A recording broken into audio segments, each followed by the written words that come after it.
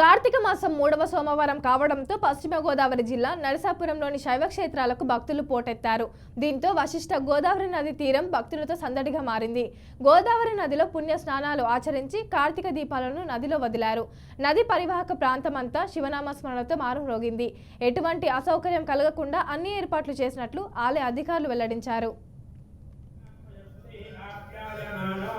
अमृताय मानव विष्णुबाबु शिवतमानि दुष्वाः